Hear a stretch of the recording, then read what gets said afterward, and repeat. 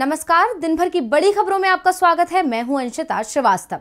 इस बुलेटिन में आज बात होगी महंगाई के खिलाफ कांग्रेस की हुंकार की, हरियाणा सरकार के भगवत गीता प्रेम की। जानेंगे कब तक पूरी होगी किसानों की घर वापसी, यूपी में क्यों बीजेपी का साथ छोड़ रहे हैं सहयोगी। बात करेंगे गोवा में ममता को लगे एक और झटके की, सेक्युलरिज्म को लेकर ओवैसी के सवाल की, और बुलेटिन के आखिर में बात पीएम के ट्विटर अकाउंट की। लेकिन तमाम बड़ी खबरों से पहले एक नजर सुर्खियों पर। कर्नाटक विधानसभा में आएगा धर्मांतरण के खिलाफ कानून, सीएम मुंबई ने दिए संकेत, जल्द ही तैयार हो जाएगा कानून का मसौदा। कांग्रेस ने प्रस्तावित बिल का विधानसभा में विरोध करने का किया ऐलान। बैंकों के डूबने पर जमाकर्ताओं का नहीं डूबेगा पैसा, पीएम मोदी ने कहा कि बैंक बंद होने के बावजूद जमाकर्ता का 5 लाख रुपए होगा वापस, 90 दिन के अंदर हो जाएगा भुगतान। 2023 में लॉन्च किया जाएगा गगनयान, कोरोना के चलते गगनयान परियोजना में हो रही है देरी। केंद्रीय मंत्री जितेंद्र सिंह ने किया ऐलान, 2030 तक अंतरिक्ष में स्टेशन तैयार कर लेगा भारत। पूर्वांचल में सपा को मिली ताकत, हरिशंकर तिवारी का परिवार हुआ समाजवादी पार्टी में शामिल। पूर्वांचल की कई सीटों पर है हरिशंकर तिवारी का प्रभाव। तो सुर्खियों के बाद बात आज की सबसे बड़ी खबर की। देश में बढ़ती महंगाई के खिलाफ कांग्रेस ने अब मोर्चा खोल दिया है। केंद्र सरकार ने कांग्रेस को दिल्ली में रैली की इजाजत नहीं दी, तो पार्टी ने आज जयपुर में बड़ा प्रदर्शन कर साफ कर दिया कि जनता के हित में कांग्रेस हर लड़ाई लड़ने को तैयार है। कांग्रेस का लंबे समय बाद ये पहला आयोजन था जब दिल्ली के बाहर सोनिया, राहुल और प्रियंका एक मंच पर साथ दिखाई दिए। तो रैली में क्या हुआ खास, देखिए ये रिपोर्ट। दिल्ली के बाहर लंबे समय बाद ये पहला मौका था जब रैली के मंच पर सोनिया, राहुल और प्रियंका तीनों एक साथ थे।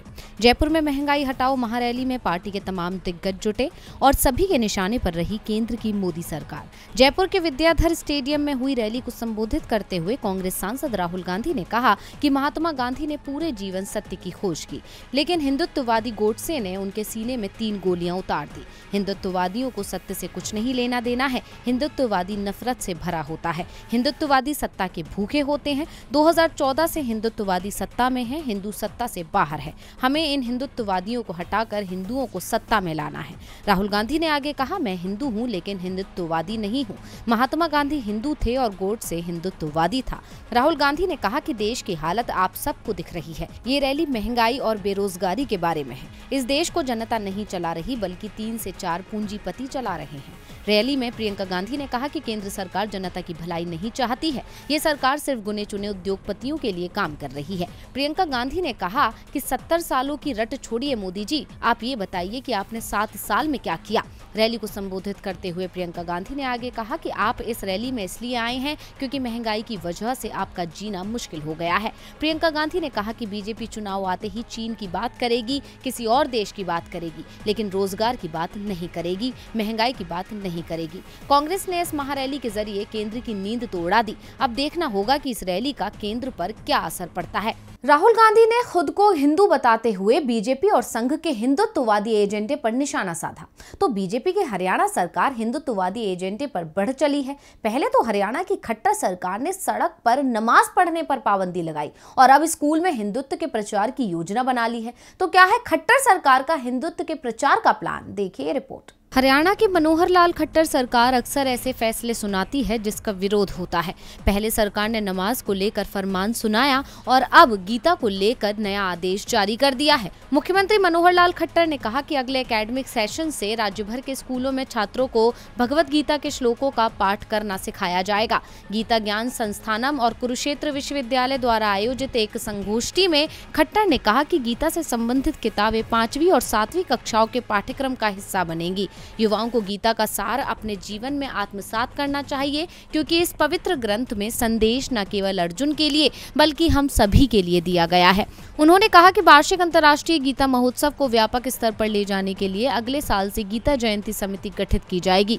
ज्योतिसार में गीता स्थली पर 2 एकड़ भूमि पर 205 करोड़ रुपए की लागत से महाभारत थीम पर एक संग्रहालय बनाया जा रहा है। सीएम खट्टर ने कहा कि रामलीला की तर्ज पर अगले साल से अंतर्राष्ट्रीय गीता महोत्सव के दौरान कृष्ण उत्सव भी आयोजित किया जाएगा। अब हरियाणा सरकार ने तो गीता से ज्ञान लेने का फरमान जारी कर दिया, लेकिन इस फैसले पर राजनीति भी शुरू हो गई है, क्योंकि इस आदेश में स्पष्ट नहीं है कि अन्य धर्मों के बच्चों के लिए भगवत गीता पढ़नी अनिवार्य होगी या नहीं।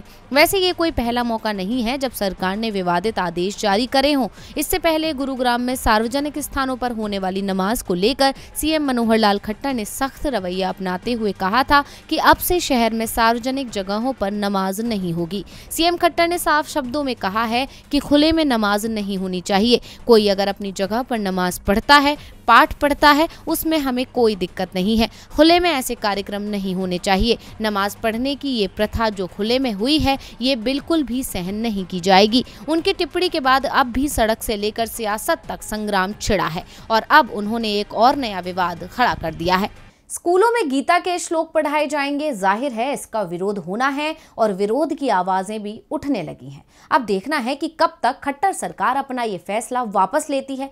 वैसे इस समय फैसलों की वापसी की गूंज सुनाई दे रही है। केंद्र ने कृषि कानून वापसी लिए, किसानों से मुकदमे वापस लिए, पराली कानून के सख्त प्रावधान वापस लिए, तो किसान भी घर को वापस हो लिए। किसानों की घर वापसी का शोर पूरे हरियाणा, पंजाब सहित दिल्ली के तमाम बॉर्डरों पर सुनाई दे रहा है। किसानों की विजय वापसी का जगह जगह स्वागत भी हो रहा है। कानून वापसी के बाद आंदोलनकारी किसानों ने भी घर वापस लौटना शुरू कर दिया है। दिल्ली बॉर्डर के बीते दिन भर किसानों की वापसी का सिलसिला जारी रहा। आंदोलनकारी किसानों का जगह जगह फूल बरसाकर स्वागत किया गया। साथ ही लड्डू, फल व दूध की भी व्यवस्था की गई थी। जींद पहुंचे किसानों का नोटों की माला पहनाकर स्वागत किया गया। हाईवे के रास्ते दिल्ली से पंजाब जा रहे किसानों का जोरदार स्वागत किया गया। खटकर टोल पर आसपास के गांव से भारी तादाद में महिलाएं, किसान, युवा, मजदूर पहुंचे। यहां किसानों के ऊपर फूलों की बारिश की गई। हाईवे पर ऊचाना के अतिरिक्त मंडी के पास आढ़ती एसोसिएशन द्वारा लगाए गए भंडारे में किसानों का स्वागत किया गया। यहां पर हरियाणा पंजाब भाईचारा जिंदाबाद के नारे लगाते हुए पंजाब हरियाणा के किसान आपस में गले मिले। हाईवे पर खड़े होकर पंजाब जाने वाले किसानों को भंडारे में लेकर लोग जा रहे थे। दिल्ली से आ रहे किसानों ने अपने अपने ट्रैक्टरों को फूलों, गुब्बारों से सजाया हुआ था। दिल्ली से वापस आ रहे किसानों के अलावा आसपास के गांव के किसानों के चेहरों पर अलग सी खुशी नजर आ रही थी। चेहरे पर आंदोलन से मिली जीत की अलग सी मुस्कान थी।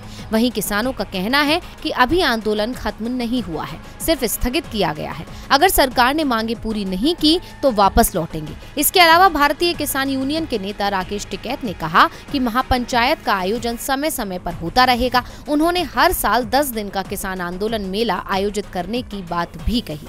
किसान जोश में हैं और उनका ये जोश घर लौटते समय दिखाई भी दे रहा है।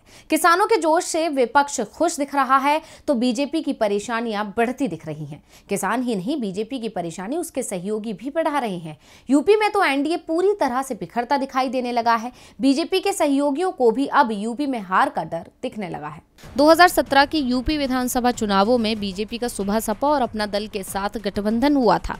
5 साल बाद जब 2022 के विधानसभा चुनावों की तैयारी शुरू हो गई है तो सुबह सपा एनडीए के खिलाफ मैदान में उतर चुकी है, जबकि अपना दल ऐस के तेवरों से भी दिख रहा है कि वो भी एनडीए से अलग होने का फैसला ले चुका है। दावा तो यहाँ तक किया जा रहा है कि पार्टी चीफ अनुप्रिया पटेल ने अखिलेश यादव की सपा से गठबंधन की कोशिशें भी शुरू कर दी हैं, लेकिन अखिलेश यादव ने साफ कर दिया है कि अनुप्रिया पटेल की पार्टी से सपा तभी गठबंधन की बातचीत आगे बढ़ाएगी जब वो एनडीए छोड़ेंगी। साथ ही केंद्रीय मंत्रिमंडल से भी उन्हें इस्तीफा देना होगा। अपना दल में इसे लेकर चर्चा चल रही है। दावा किया जा रहा है कि इस महीने के अंत तक अनुप्रिया पटेल केंद्रीय मंत्री पद से इस्तीफा दे देंगी। सपा और अपना दल एस के बीच शुरू हुई बातचीत ने बीजेपी की भी चिंता बढ़ा दी है। दरअसल बीजेपी 2017 की तरह इस बार भी अपना दल एस को 12 विधानसभा सीटें देना चाहती है, जबकि अपना दल इस बार 20 से कम सीटों पर चुनाव लड़ने को तैयार नहीं है।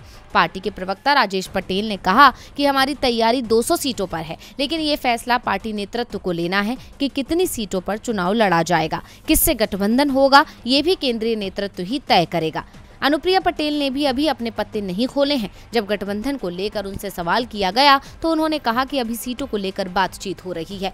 दूसरी ओर पार्टी के कार्यकारी अध्यक्ष और विधान परिषद सदस्य आशीष पटेल साफ कर चुके हैं कि 2017 की तरह हम सिर्फ 12 सीटों पर चुनाव नहीं लड़ेंगे। इस बार हमारा दावा मजबूत है। पार्टी में सवर्ण, पिछड़ा, अल्पसंख्यक बड़ी संख्या में जुड़े हैं। हमारा जनाधार पहले से बहुत ज्यादा बढ़ा है। सभी सहयोगी बीजेपी का साथ छोड़ रहे हैं बारी बारी। चुनावों से पहले बीजेपी गठबंधन को लेकर परेशान दिख रही है, तो बीजेपी को देश भर में चुनौती देने की बात कर रही ममता बनर्जी भी गठबंधन सहयोगियों को लेकर परेशान है। टीएमसी गोवा में पूरी ताकत के साथ चुनाव लड़ने की तैयारी में है, लेकिन कोई भी दल ममता के साथ आने को तैयार नहीं है। पश्चिम बंगाल के मुख्यमंत्री और तृणमूल कांग्रेस की प्रमुख ममता बनर्जी कांग्रेस को हटाकर खुद विपक्ष का चेहरा बनना चाहती हैं और 2024 लोकसभा चुनाव में बीजेपी को हराकर प्रधानमंत्री बनने के सपने देख रही हैं। इसके लिए ममता थर्ड फ्रंट यानी विपक्ष का महामोर्चा बनाने की कवायद में जुटी हैं। वो लगातार पूरे देश का दौरा कर रही हैं, जिसके लिए सबसे पहले ममता गोवा पहुंची और फिर मुंबई का दौरा किया। लेकिन ममता का दौरा असफल रहा, क्योंकि कोई भी पार्टी टीएमसी के साथ गठबंधन को तैयार नहीं है। सबसे पहले ममता ने गोवा की गोवा फॉरवर्ड पार्टी की तरफ हाथ बढ़ाया। ममता जीएफपी से गठबंधन के लिए गोवा तक पहुंच गई, लेकिन जीएफपी ने ममता के साथ गठबंधन करने से इनकार कर दिया। उसके बाद ममता मुंबई पहुंची और शिवसेना के साथ ही उन्होंने एनसीपी नेताओं से मुलाकात की।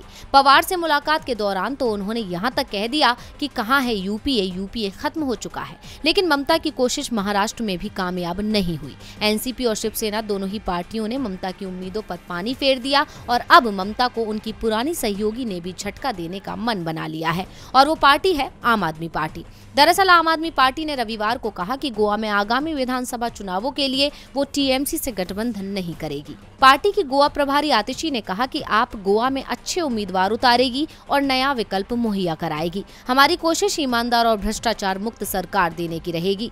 गोवा में अगले वर्ष की शुरुआत में विधानसभा चुनाव होने वाले हैं, आतिशी ने ट्वीट किया। मैं पूरी जिम्मेदारी के साथ कह रही हूं कि टीएमसी के साथ गठबंधन नहीं होगा, इसलिए उनके साथ बातचीत का सवाल ही नहीं है। हम गोवा में अच्छे उम्मीदवारों के साथ नया विकल्प देने और भ्रष्टाचार मुक्त सरकार बनाने के लिए प्रतिबद्ध हैं।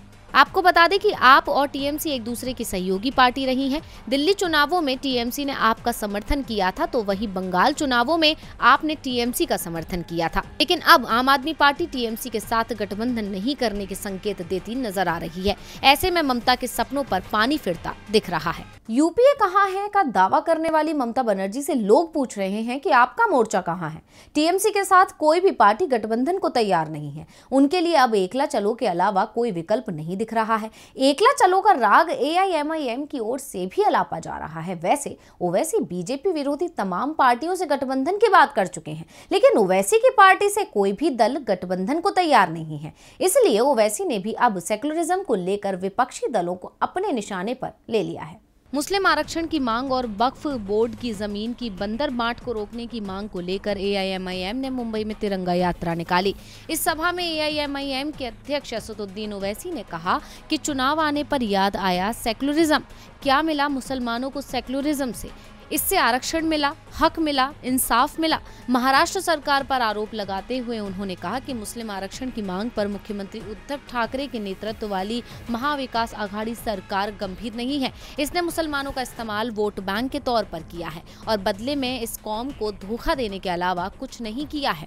ओवैसी ने मुसलमानों को राजनीतिक धर्मनिरपेक्षता में न फंसने की सलाह दी। उन्होंने कहा कि मैं पॉलिटिकल सेक्युलरिज्म को न मानता था और न कभी मानूंगा। मैं उस सेक्युलरिज्म को मानता हूँ जो भारत के संविधान में है। ओवैसी ने मुस्लिमों को सियासी सेक्युलरिज्म से बचने की सलाह दी है। मुंबई में तिरंगा यात्रा के दौरान लोगों को संबोधित करते हुए कहा, मैं देश के मुसलमानों से पूछना चाहता हूं कि हमें सेक्युलरिज्म से क्या मिला? क्या हमें सेक्युलरिज्म से आरक्षण मिला? क्या मस्जिद गिराने वालों को सजा मिली? क्या सेक्युलरिज्म की बुनियाद पर हमें इंसाफ मिला, हक मिला, इज्जत मिली? नहीं मिली। किसी को कुछ नहीं मिला। मैं उस सेक्युलरिज्म को मानता हूं जो भारत के संविधान में है। मैं पॉलिटिकल सेक्युलरिज्म को नहीं मानता। मैं सभी से राजनीतिक धर्मनिरपेक्षता में नहीं फंसने की अपील करता हूं। साथ ही उन्होंने कहा, सरकारी आंकड़े बताते हैं कि महाराष्ट्र में ग्रेजुएट मुस्लिम केवल 4.9% हैं। मिडिल स्कूल में केवल 13% मुस्लिम छात्र हैं। महाराष्ट्र में 83% मुस्लिम भूमिहीन हैं। उन्होंने शिवसेना और भारतीय जनता पार्टी पर निशाना साधा और कहा कि अगर सरकार मुसलमानों को आरक्षण देती तो मुस्लिम बच्चों को शिक्षा मिलती। ओवैसी ने आगे कहा कि अगर इस मुल्क को आगे जाना है तो मुसलमानों को पीछे छोड़कर नहीं जाया जा सकता।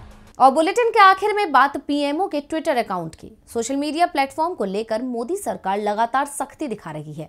यहां तक कि नया कानून लाने की बात भी कही जा रही है, लेकिन इस सख्ती के बावजूद हैकिंग रुकने का नाम नहीं ले रही है। जहां पिछले साल कई दिग्गजों के अकाउंट को हैक किया गया था, तो वहीं अब की बार तो पीएम मोदी को निशाना बनाया गया। उनके अकाउंट से ऐसा ट्वीट कर दिया गया जिससे देश भर में हड़कंप मच गया। भारतीय अंतरिक्ष अनुसंधान केंद्र ने ओप्पो इंडिया के साथ एक समझौता किया है। बता दें, ओप्पो इंडिया चीन की दिग्गज कंपनी ओप्पो की भारतीय इकाई है। इसरो के साथ चीन की कंपनी की इस डील ने सबको चौंका दिया है और इस डील को लेकर विपक्ष ने सवाल उठाना शुरू कर दिया है। तो वहीं सोशल मीडिया पर भी इस समझौते को लेकर कई तरह की बातें की जा रही हैं। इस विरोध का सबसे बड़ा कारण है ईस्टर्न लद्दाख में चल रहा सीमा विवाद। सीमा पर चीन के साथ भारत का गतिरोध बरकरार है और केंद्र सरकार ने टिकटॉक सहित कई चीनी ऐप्स पर भी कुछ वक्त पहले प्रतिबंध लगा दिया था। साथ ही पूरे देश में चीन के प्रोडक्ट्स का बहिष्कार भी किया गया था। बावजूद इसके एक चीनी कंपनी से इसरो की इस डील ने सभी को चौंकाया है। इसरो सभी के निशाने पर आ गई है। शिवसेना की नेता और राज्यसभा सांसद प्रियंका चतुर्वेदी ने ट्वीट कर कहा, इससे मैं काफी अचंभित हूँ। इस तरह एक देश के तौर पर हम सीमा पर उनसे लड़ रहे हैं। हम भारतीय बाजारों में उनकी चमक को कम करना चाहते हैं। बावजूद इसके भारत का मजबूत हिस्सा और राष्ट्रीय सुरक्षा इस खतरे से अनजान है। वहीं कांग्रेस की प्रवक्ता डॉक्टर शमा मोहम्मद ने इसे चकित करने वाला करार दिया। एक तरफ चीन अवैध तरीके से हमारी जमीन पर कब्जा कर रहा है और दूसरी तरफ इसरो चीन की मोबाइल बनाने वाली कंपनी ओप्पो से समझौता कर रही है। हालांकि अभी इस डील को लेकर इसरो की तरफ से कोई प्रतिक्रिया नहीं आई है। ओप्पो इंडिया ने शुक्रवार को ट्विटर पर इस डील का ऐलान किया। बता दें कि नाविक सिस्टम इसरो द्वारा विकसित किया गया एक ऐसा सिस्टम है जो क्षेत्रीय नेविगेशन सर्विसेज उपलब्ध कराती है और इसके तहत भारतीय भूमि और इसके बाहर करीब 1500 किलोमीटर तक का एरिया कवर किया गया है। इसके अलावा इसका मुख्य कार्य पोजीशन, नेविगेशन और टाइमिंग सेवाएं उपलब्ध कराना है। नाविक के जरिए शॉर्ट मैसेजों को ब्रॉडकास्ट किया जा सकता है। तो आज इस बुलेटिन में बस इतना ही। देखते रहिए डीवी लाइव। नमस्कार।